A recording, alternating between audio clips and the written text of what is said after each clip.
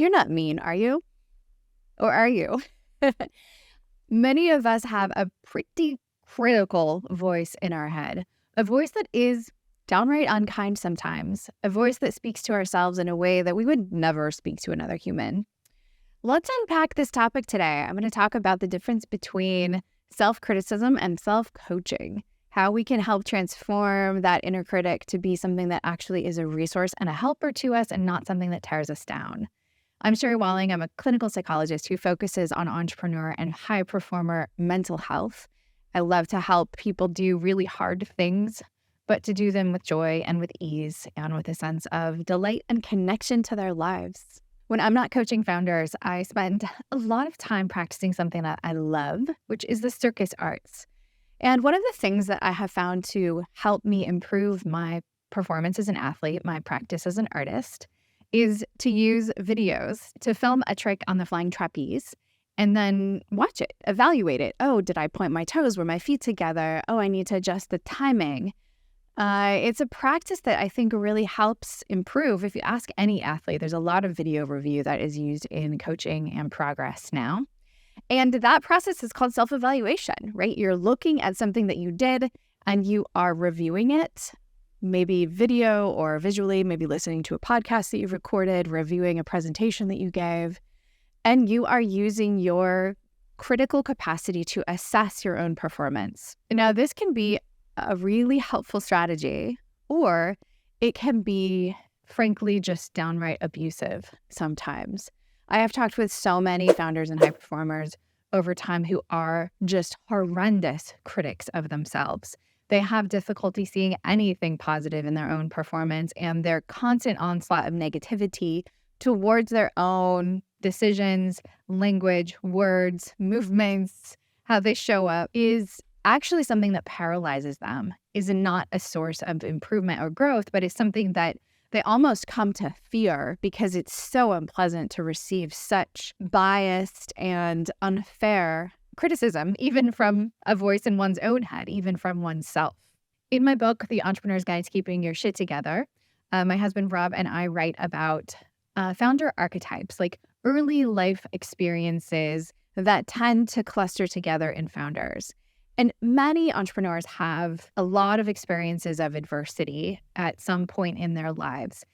For many of us, it's what drives us to push harder, to be better, to practice more, to learn more. It's just a motivator when we have difficult things that we are seeking to overcome. One of the difficult things that seems pretty common in entrepreneurs is having a very critical parent, having someone in our life at some point that wanted us to be or do or act in a certain way that really didn't fit with us. Maybe it's that father who was an attorney and wants you and all of your siblings to be an attorney so you can sort of follow the family line and make everybody proud. That kind of rigidity in a parent can get introjected. That means like taken from the outside world and put inside of our minds, such that that voice of this is who you should be, this is how you should act, these are the expectations I have for you, gets muddy. It no longer is coming from a father that we had as a kid, but it gets kind of put into our own voice in our own mind, introjected into us,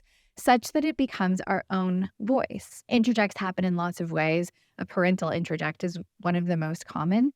But there's all kinds of spaces in our life where we take on these expectations of who we believe we should be, how we believe we should perform. Introjects are tricky because they're not our true self. They're not really us. They're these outside expectations that are often quite exaggerated and often unrealistic. But it gets confusing where our true self, true voice comes from and where the introject comes from. Introjects are often really harsh because, like I said, they're not real. They're exaggerated. And often they have something to prove, or they're a part of us that is coming from an injury or a wound. So we have to be careful of that kind of voice because it can be, as I mentioned earlier, almost like abusive, just unceasing in its critical observation. So what's the difference between self-criticism and critique, or the term that I like to use is self-coaching. Lots of differences. The emotional quality is really different, first of all. An inner critic is really about tearing down. It's about noticing every error, every mistake, every problem, and highlighting all of it so that you're shamed or feared into not doing those things again. But it's through a teardown, a taking apart of your own, behavior or performance. A coach or a helpful, constructive self-critique comes from a very different spirit. I mentioned that flying trapeze is one of the places where I have been practicing this self-evaluation, self-critique process. I recently went on a trip with a bunch of flying trapeze friends, and we trained with an amazing team in Las Vegas, many of whom are professional flying trapeze artists. They perform with Cirque du Soleil. And we would fly with them, and then we take video, and then we'd review the video together. And part of the assignment was for each of us to review a video of our trick and to find 2 things that we really liked about it and to find one where we wanted to improve. And that's really straightforward and simple, but it was surprisingly difficult. That's the difference between criticism and coaching. Coaching is not about tearing down or just noticing all of the mistakes, all of the errors. That was off, this was up, that was imperfect. Coaching is about, here's the material to work with. Here's what's going well. Let's do more of that. And then also, let's be really strategic about growing into this other skill or into this other way of being. So coaching, the voice that we want to cultivate, the voice that has our best interest in mind, is a building up voice. It's about noticing what's there, what's good, and amplifying it, making it bigger, making it stronger, making it better, making something grow, not ripping something down or tearing it apart. So how to tell the difference between these voices is really that tear down versus build up mentality. Pay a lot of attention to that. Anything that really serves us is going to have a recommendation, a yes, not just a no, not just a don't, but a do this, do more of that, grow in this way. So it's a very hopeful voice when we are practicing self-evaluation from a coaching perspective as opposed to a critic perspective. I think the other way to tell the difference in the trustworthiness of that inner voice, is it us, is it some unhelpful interject, is to really listen for the balance of it. The tear down voice, the critical voice only sees the negative. It's like filter set for just the problems. A voice that is about building us up, that is about a reasonable, fair evaluation, a self-assessment that comes from our true self, can see the positives as well as the negatives.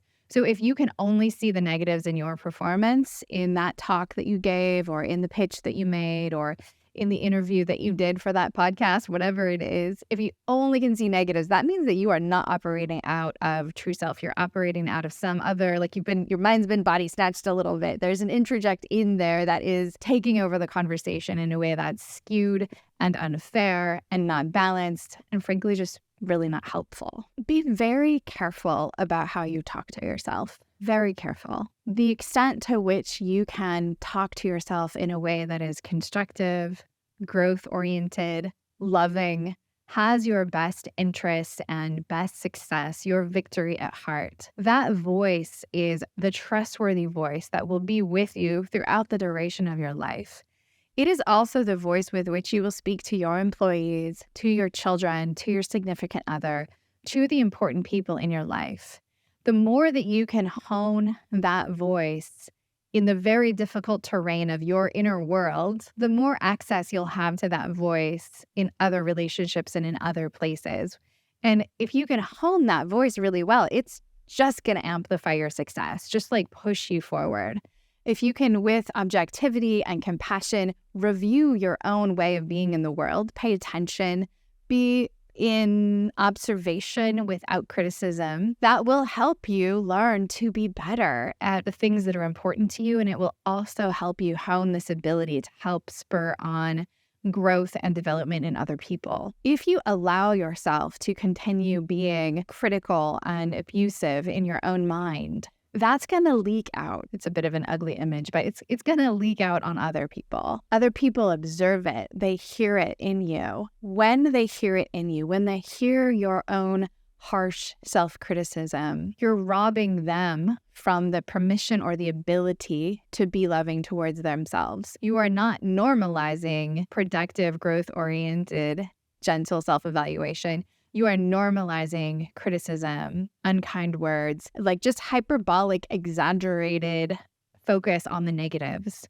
So you are creating a scenario not just for yourself, but for other people, which is a very sort of fixed mindset trap that gets in the way of anyone's ability to grow effectively. As an entrepreneur, you're often asked to do things that are risky or are at the edge of your comfort zone. I don't particularly love making videos. I don't like all the noise in my brain about how I look or how I don't look. But I think it's an important medium for me to get comfortable with so that I can get the message across and help people find little ways of tweaking their mental health so that they feel better, and then they help those around them feel better. So in my process of like getting comfortable with YouTube, it means that I have to look at things that I think are going well and pour fuel on them. Start with the things that I'm positive about, and then find the things that I also would like to change for my betterment, for my growth, for my improvement. If I only looked at a video and thought, oh my gosh, your lipstick's uneven, your voice is so weird, I don't like your background. If I just went negative, negative, negative, I would never do another one again because I would feel like discouraged and torn down. And all of us have that dynamic somewhere in our lives. Somewhere there's a decision point between trying and going through the iterations to improve and get better, or never trying, or maybe trying a little bit and quitting. Because all of the things that we're doing, or many of the things that we're doing in our businesses, are difficult, and they require us to learn, to try, to evaluate, collect some data, make an adjustment, try again, evaluate, collect some data, make an adjustment, try again. It's just constant in the life of an entrepreneur. So let's get good at it. Don't be a jerk. Don't be unkind. Don't turn the volume on to your negative introject voice that comes from some other old story that's just like shaming, guilting. Everything's terrible. Everything's wrong. You suck. Like, just turn the volume off. Press the mute button. It's not helpful. But instead, get in touch with that coach, with the one who's like, oh, okay, I see what you're doing there. I see your efforts. Most improved player. Here's the things that are working well. Keep doing that. And here's a few things that, I think we could shape up or improve. Let it be that kind. Let it be that hopeful. Let it be that encouraging. Because I don't know about you, but that's kind of the world that I want to create. It's the world I want to live in. It's the world I want for my kids. It's the world I want for my team, my employees. Really the world I want for myself too. So we can do it. Be your own best coach.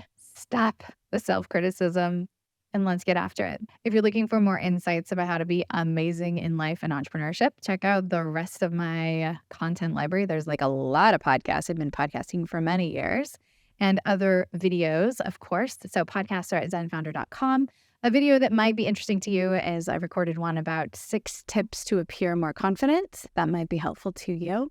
I appreciate you watching. If you were curious about entrepreneurship, mental health, and the circus life, you can follow me on Instagram, where I post lots of videos about me doing awesome trapeze tricks, and then a lot of videos about me like falling on my face. So it's balanced. There's coaching happening. I try to practice what I preach.